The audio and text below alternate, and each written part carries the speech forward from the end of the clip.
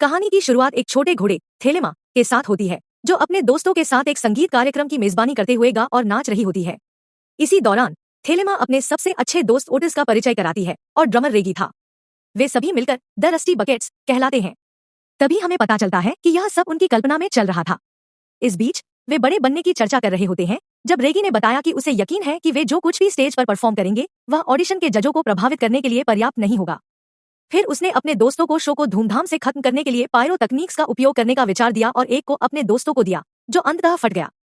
अगले सीन में थेलेमा अपने आने वाले शो को लेकर बहुत उत्साहित होती है और अपने दोस्त को बताती है कि वे इसे बड़ा बनाने के लिए बहुत लंबे समय से कोशिश कर रहे हैं। यह कोशिश करते हुए 10 साल हो चुके हैं। ओटिस, एक दोस्त, पूछता है कि क्या वह अपने पुराने गीतों पर काम कर रही है। थेलेमा ने बताया कि उसने बचपन से ही उन पर काम करना बंद कर दिया था। जैसे ही वे चल रहे थे, वे एक संगीत विज्ञापन के पास आए, जिसे देखकर थेलेमा ने प्रशंसा की और कहा कि वह भी कुछ सालों में ऐसा ही करना चाहती है। फिर थेलेमा को गाय के कचरे को फेंकने के लिए तुरंत बुलाया जाता है।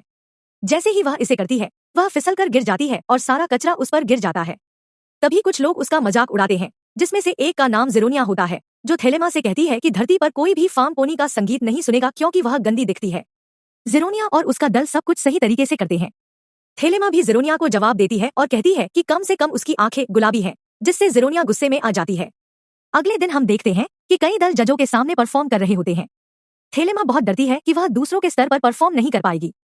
हालांकि वे थेलेमा के दल को स्टेज पर बुलाते हैं, लेकिन जैसे ही वह और उसके दोस्त अपना परिचय देने की कोशिश करते हैं, जज उन्हें स्टेज से चले जाने के लिए कहते हैं। थेलेमा पूछती है कि क्यों, क्योंकि उन्हें अपना गाना परफॉर्म करने का मौका भी नहीं मिला। एक जज ने तुरंत कहा कि उनके दल में कोई भविष्य नहीं है। थेलेमा कहती है कि उसने इस दिन के लिए वर्षों की मेहनत बर्बाद कर दी। जजों ने कहा कि उन्हें स्टेज पर कुछ विशेष चाहिए। जैसे ही थेलेमा उन्हें सामना करने जाती है, वह गिर जाती है और पूरा स्टेज सेटिंग नष्ट हो जाती है। सीन एक रेस्टोरेंट में बदल जाता है, जहां हम देखते हैं कि थेलेमा अपने गिरने के सारे मीम्स देख रही होती है।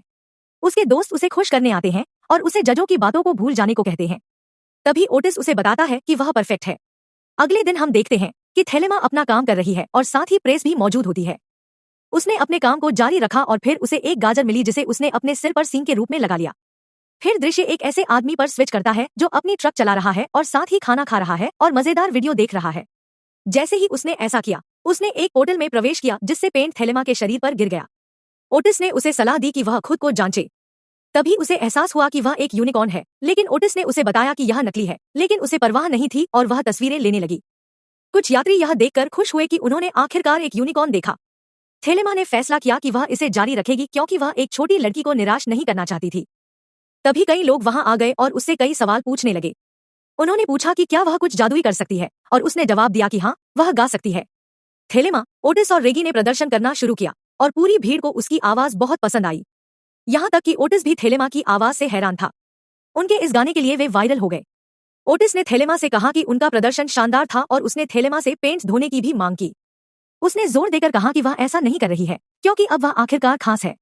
उसने अंततः ओटिस को यह कहकर मना लिया कि लोग आखिरकार उनके संगीत को एक मौका दे रहे हैं।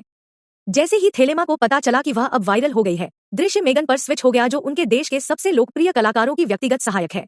मेगन ने प्रसिद्ध कलाकार निक्की को उसके शेड्यूल के बारे में बताया। उन्होंने निक्की को सूचित किया कि उनका हालिया संगीत पहले की तरह अच्छा नहीं कर रहा है, क्योंकि उनकी हालिया रिलीज अब 12वें स्थान पर है, शीर्ष पर भी नहीं। उनके प्रबंधक ने भी सूचित किया कि उनकी प्रसिद्धि खतरे में है और अगर उन्हें जल्दी ही कोई बड़ा झटका नहीं मिला तो उनका करियर खत्म हो जाएगा। इसी बीच थेलेमा और ओटिस ने जोर से संगीत बजने की आवाज सुनी और जांच करने का फैसला किया। उन्हें रेगी और पेगी पेरविस, जो एक प्रसिद्ध संगीत निर्माता है, अपने अभ्यास मंच पर मिले। वे दोनों इस बारे में बात करने लगे। गाने के दौरान थेलेमा गा रही थी, जिसे पेगी ने पहले कभी नहीं सुना था। पेगी ने प्रस्ताव रखा कि वे साथ में काम कर सकते हैं और एक एल्बम बना सकते हैं। फिर वह सबको स्टूडियो ले गई और संगीत बनाने लगी। इसी बीच प्रसिद्ध संगीतकार मिकी के प्रबंधक विक डायमंड ने पेगी से थेलेमा और उसकी टीम के बारे में संपर्क किया, लेकिन पेगी ने पहले प्रस्ताव को ठुकरा दिया। लेकिन जब उसने थेलेमा से पूछा तो उसने देखा कि थेलेमा इसके बारे में कितनी उत्साहित थी और उसने प्रस्ताव को स्वीकार कर लिया। वे सभी मिकी के निजी जेट में लास वेगास के लिए उड़ान भरे। जैसे ही वे अपनी कारों में सवार हो रहे थे, विक डायमंड ने पेगी के वाहन को नष्ट करने का फैसला किया और केवल थेलेमा को लेकर चला गया। मिकी अपने प्रबंधक के इस निर्णय पर गुस्से में थी कि उसने थेलेमा को अपने लाइव शो में केवल अपने संगीत को बढ़ावा देने के लिए लाया है। थेलेमा को पूरे दर्शकों से परिचित कराया गया कि वह उन्हें गाएगी। तभी उसे एहसास हुआ कि उसकी बैंड टीम उसके साथ नहीं है। उसने तुरंत विक से कहा कि वह उनके बिना प्रदर्शन नहीं कर सकती। विक ने उसे बताया कि उसे लगता है कि उन्होंने उसे छोड़ दिया है, लेकिन थेलेमा को यकीन था कि वे ऐसा नहीं कर सकते। विक ने पूछा कि क्या वह शो को रद्द करना चाहती है। थेलेमा ने कहा कि शो जारी रहना चाहिए। उसने प्रदर्शन करना शुरू किया और कई लोगों को उसका प्रदर्शन पसंद आया। लेकिन निक्की की सहायक खुश नहीं थी क्योंकि वह आतिशबाजी जो थेलेमा के लिए इस्तेमाल हो रही थी। वास्तव में निक्की जैसे ही पैटी, ओटिस और रेगी वेन्यू पर पहुंचे, उन्हें बताया गया कि वे बहुत देर से आए हैं क्योंकि थेलेमा पहले ही प्रदर्शन कर चुकी थी। यह सुनकर वे सभी हैरान रह गए। बी डायमंड ने निक्की के साथ काम करना छोड़ दिया और उसे सूचित किया कि वह उसके साथ काम करना बंद कर रहा है। तभी निक्की वहां आई और थेलेमा पर स्टेज छोड़ने का हमला करने लगी। निक्की ने अपना संगीत प्रदर्शन करना शुरू कर दिया, लेकिन दर्शकों ने थेलेमा की मांग शुरू कर दी और सब कुछ अव्यवस्थित हो गया। बी डायमंड ने थेलेमा को बताया कि उसके साथ काम करने से उसे एक दिन कई संगीत पुरस्कार मिलेंगे। थेलेमा ने पूछा कि क्या उसकी बैंड टीम भी उसके साथ आ सकती है और उसने हाँ में जवाब दिया, इससे पहले कि उसने पेगी के बजाय बी डायमंड के साथ काम करने के लिए एक अनुबंध पर हस्ताक्षर किए। जब थेलेमा घर जा रही थी तो उसे ओटिस मिला। ओटिस ने पूछा कि उसने उनके बिना प्रदर्शन क्यों किया। थेलेमा ने कहा कि उन्होंने उसे छोड़ दिया, लेकिन ओटिस ने पूरी कहानी सुनाई कि कैसे उनकी कार को विक ने उड़ा दिया। थेलेमा ने उनकी बातों पर विश्वास नहीं किया। निक्की बहुत गुस्से में थी क्योंकि वह थेलेमा को उसके गंदे रहस्यों का पता लगाकर नष्ट करने की योजना बना रही थी। इस बीच थेलेमा ने विक से कहा कि वह असली यूनिकॉर्न नहीं है, लेकिन विक ने कहा कि उसे इस बात की परवाह नहीं है। विक ने थेलेमा को मेकओवर के लिए ले लिया और उसे एक और सेलिब्रिटी से मिलवाया ताकि उसकी प्रसिद्धि बढ़ सके। दृश्य फिर से बदलकर ओटिस की कहानी पर स्विच हो गया। रेगी ने पेगी को सूचित किया कि थेलेमा को पहले ही नया बैंडमेट मिल गया है जिसे थेलेन कहा जाता है। फिर विक ने थेलेमा को लिरिक्स रूम में परिचित कराया, जहां एक मशीन सभी हिट गाने जनरेट करती है। थेलेमा इससे निराश हो गई। इस बीच उनकी रिलीज के बाद वे बिलबोर्ड हॉट 100 पर शीर्ष पर पहुंच गए। थेलेमा अब पहले से कहीं अधिक प्रसिद्ध है। फिर निक्की की सहायक ने कुछ गैंग्स को थेलेमा के इवेंट को नष्ट करने के लिए पैसे दिए। रेगी ने उससे ऑटोग्राफ मांगा और ओटिस के साथ थेलेमा की उपलब्धियों पर उन्हें बधाई दी। तभी रेगी ने उसे सूचित किया कि अब उनके पास एक नया गायक है। यह सुनकर थेलेमा निराश हो गई। उसी समय थेलेमा को एहसास हुआ कि उसने क्या खो दिया है। जैसे ही उसने ओटिस को कॉल करने की कोशिश की, उसे विक का कॉल आया जिसने उसे सूचित किया कि उसे बेस्ट म्यूजिक वीडियो अवार्ड के लिए नामांकित किया गया है। इवेंट में विक ने थेलेमा से कहा कि उसका चेहरा धुंधला हो रहा है।